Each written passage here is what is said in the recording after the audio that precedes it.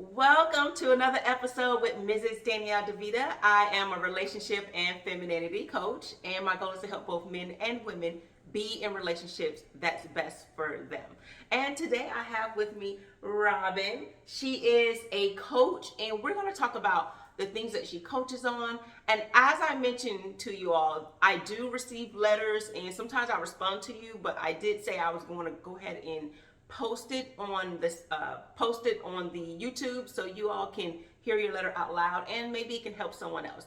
I won't release your name, so if you're interested, you can email me at info@mrsdanielledevita.com or mrsdanielledevita@gmail.com and send me your letter. So again, we have Robyn here. Hi everyone. Nice to meet you. Yeah. Yes, and she's gonna go ahead and read the letter in its entirety, and then we're gonna break it through. So you guys bear with us. So I already sent her the letter, and she's gonna go ahead and read it out for us. Okay.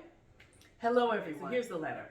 I feel as though I will never find anyone better than my ex. I have been on the dating scene for a few years since we broke up. It's been just over a year, 19 months exactly.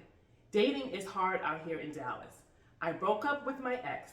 We dated for 2 years because he was cheating. He was a charmer, good looking, and had money.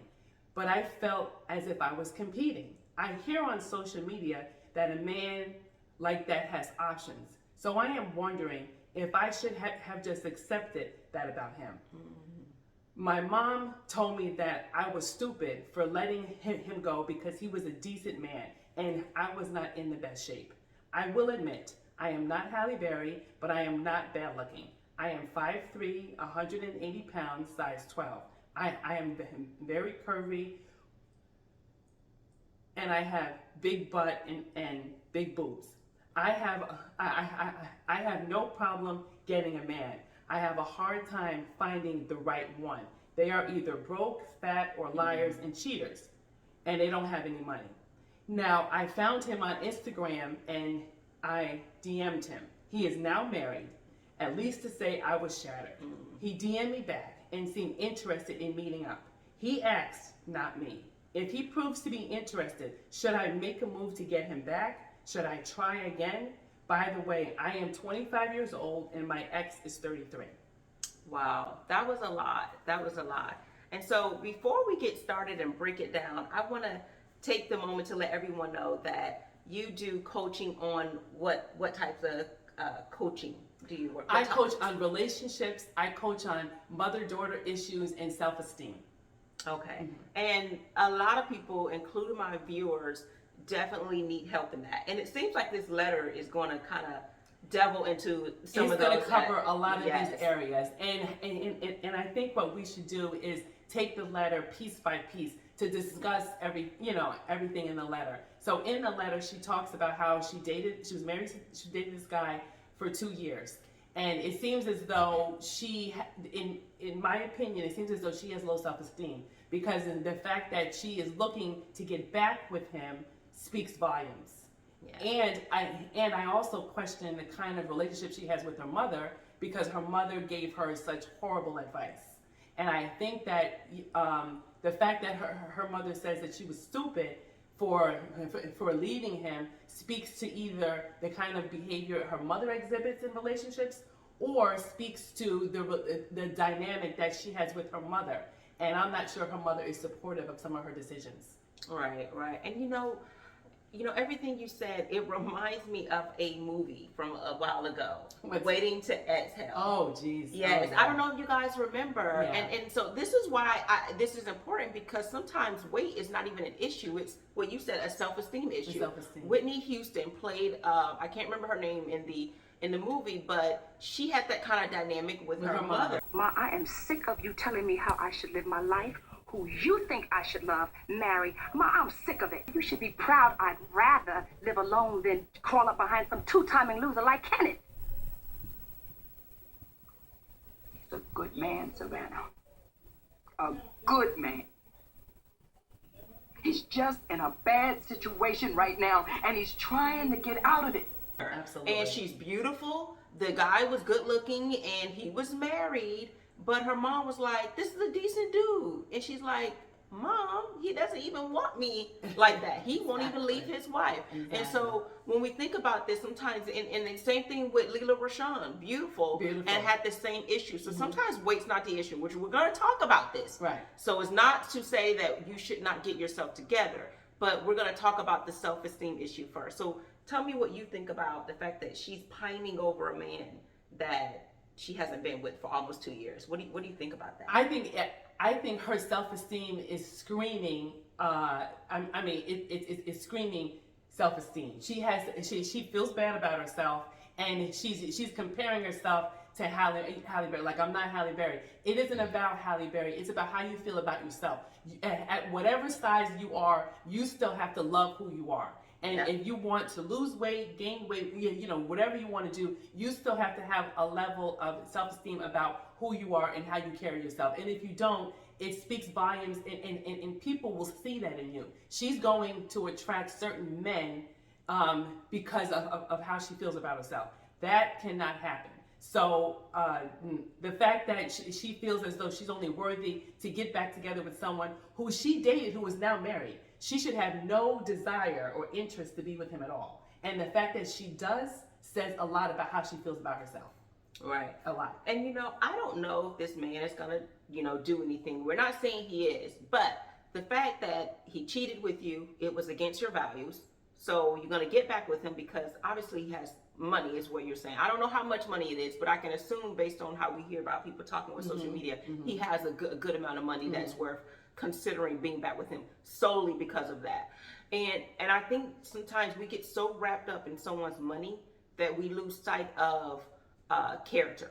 And a lot of times you guys can't get with someone with good character because you don't have it yourself. Right. She didn't have good character herself, so she's not going to find someone with good character because that person with good character is not going to want to be with her. Absolutely. And so again, I don't know who is, the type of man that he is now, today, and where he is now. But I do know that he didn't want to be with you. He was unavailable for you.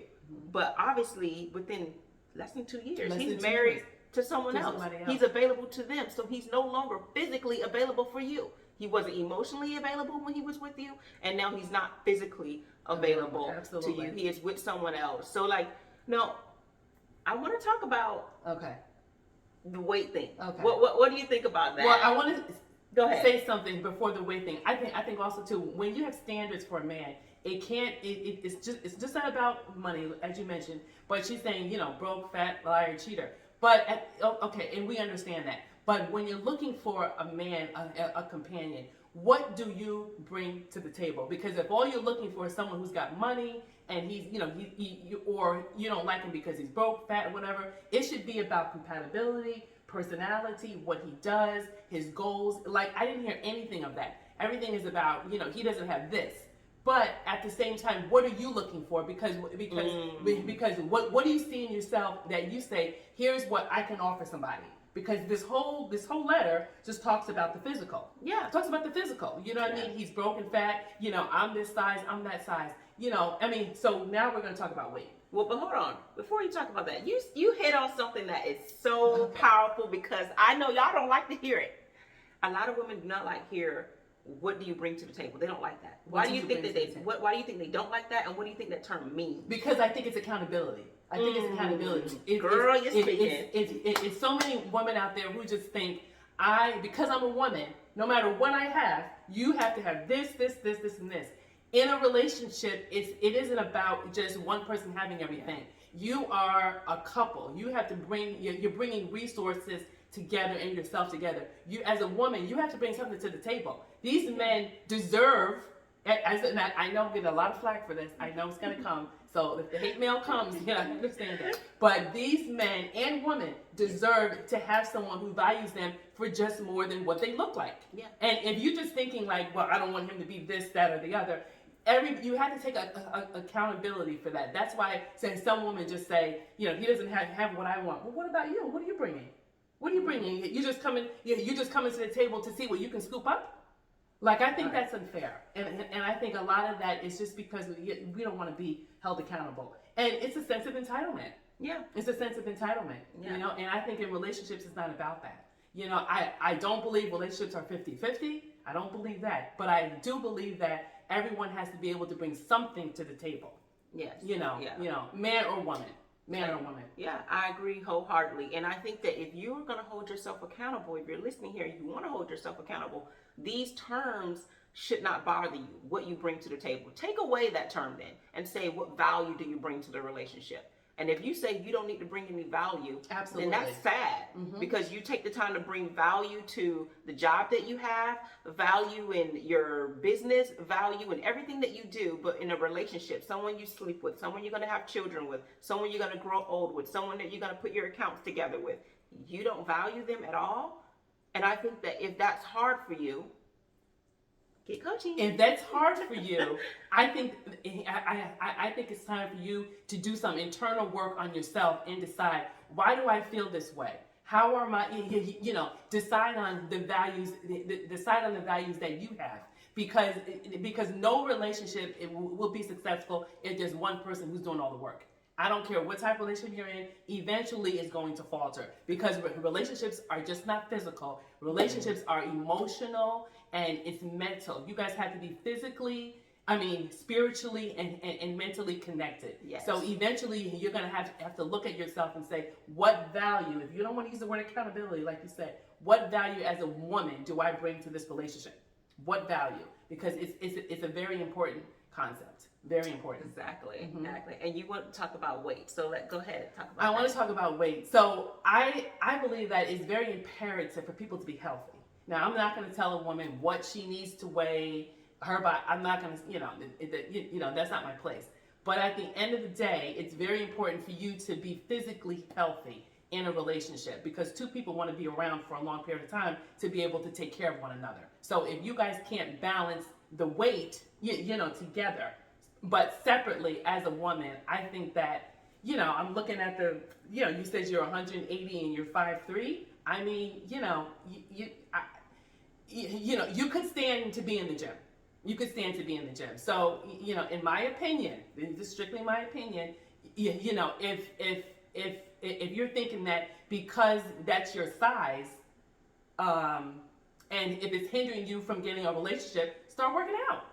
Yeah. I mean, and not only just to be healthy, but it's going to make you feel good about yourself. Working out is going to help your self-esteem. It's going to help your self-esteem, and then you'll be able to choose better partners. When you start to feel better about who you are, you'll be able to choose better people to be in your life. So I think I'm not going to criticize anyone's weight, but at the same time, you could stand to get in the gym. All right. And there's two things that was said in here, and on that letter, she mentioned something about she's curvy, she has big butt, big boobs. I don't care if you look like Breely Evans, okay? Right. You still need to lose some of that weight, because based on your BMI, based on some things, it looks like you could work on yourself. Again, that's not going to be indicative of a healthy relationship that you're going to have just because you lose the weight. I think, as Robyn said, you're going to have to get with the mental, the emotional. You're going to have to work on your self-esteem. And I think it's a reflection of you. Sometimes the people that you're meeting, the weight problem is a reflection of you. People who tend to look good and healthy want to be with people who look good and healthy because they value the same thing as it relates to health and how they're eating. And maybe you're getting with some of those people is because they see a little bit of them in you. In you, absolutely. And so it's a reflection. Yeah, so you're gonna have to work on that. And then the other thing is, I don't want it to be thought of that men, because they have options, or because men have money, they have options and they can be with you and everyone else. That I don't agree with. Right. And that's part of valuing yourself. If I don't care what this man has, and I don't care if you have it going on. If he says he has options to be with everyone else, that's great. You have an option, and you have the option to not have me. And that's how it should be. But we compromise our integrity and our values based on what someone has with money. So all that hypergamy thing, that needs to go away.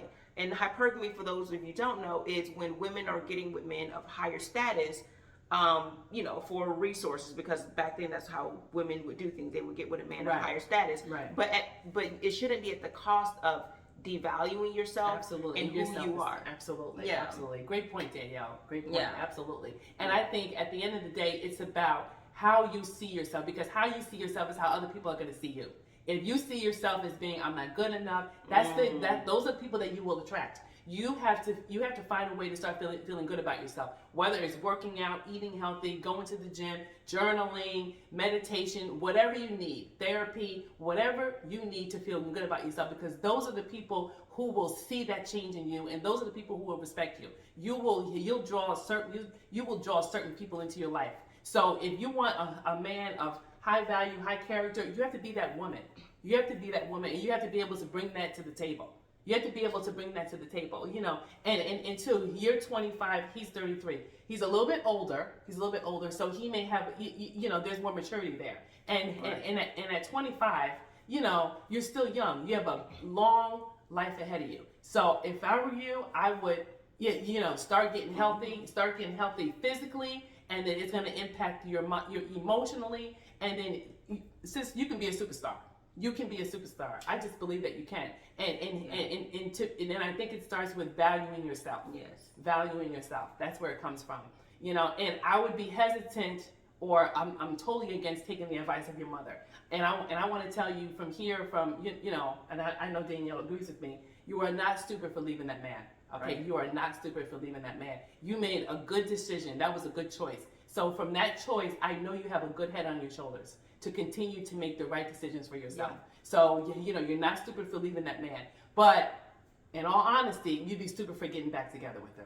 I will say that. Yeah. So yeah. I suggest you start working on yourself, figuring out what you need to make yourself feel better about who you are, and don't DM him. Don't get involved in that. That's a recipe for disaster.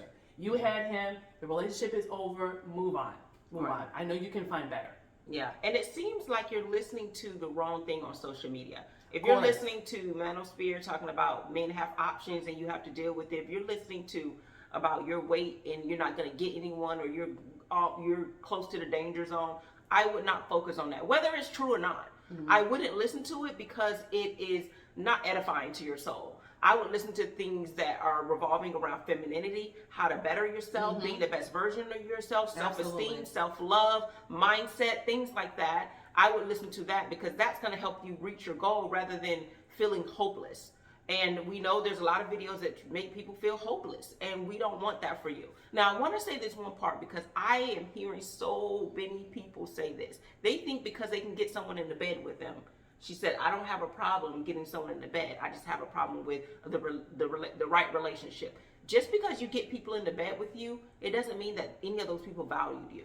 It doesn't matter what weight, what you look like. Just because someone got with you, it doesn't mean that they were right for you in any shape or form. It doesn't mean that they even liked you.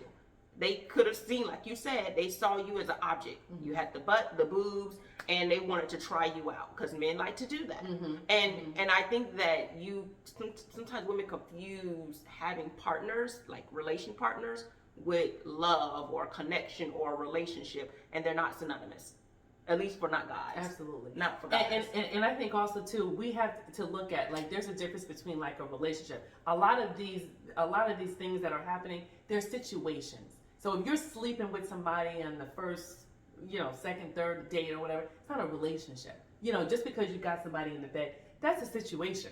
Okay, a relationship is two people who are in it together to make things work. Y'all are both sacrificing and compromising. That's a relationship. A relationship is not, I got him in the bed, now he's mine. That's not a relationship. That's not, and I think that has to be acknowledged. So, you can get, anybody can get anybody in the bed. Attraction brings a lot of people. It's about how do you sustain a relationship? That's where the work comes in. That's where the work comes in. So if you're not doing anything like that, it's just a situation. It's an episode. Right. It's basically an episode. Right. Yeah.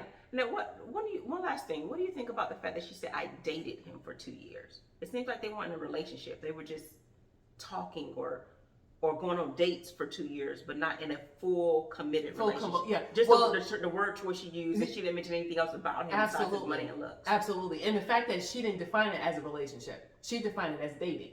So she defined it as dating. So I'm assuming it was just, she went out with him for 2 years, and they just probably, like you said, went on dates. They didn't have anything substantial. That's what it sounds like to me. So, and if you did, and you broke up with him, why would you want to go back to something? Why would you want to go back to something? He's not available. like you mentioned earlier, Danielle, he wasn't available in the relationship, and he's definitely not available now. Right. Yeah. So I mean, you'd be setting yourself up for failure at this point. Yeah. But you know what? Your advice was wonderful. Thank you. Outside of this letter, a lot of people have issues, probably that you met, that you talked to, that had issues similar surrounding this. What is one thing that you would say to men and women who are in similar type of situations, where they're in a situationship, or they're trying to get back with someone who's not best for them, or they need to work on their body, or they need to work on their emotional and their mindset? What would you say to them? What's one thing that you want to leave them with? I say this: anybody who's in a situation, similar to this or similar to anything else, I would say you first have to work on yourself. Everything comes from you.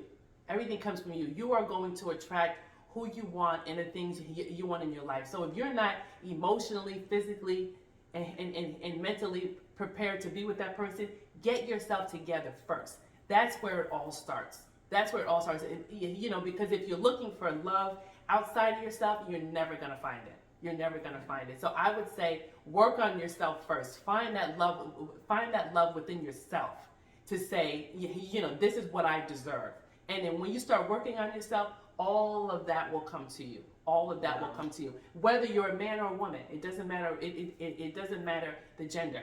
I think it all comes from who you are, loving yourself first. Because relationships cannot be sustained if you're looking for happiness or love outside of who you are. Wow. So that's what I would say.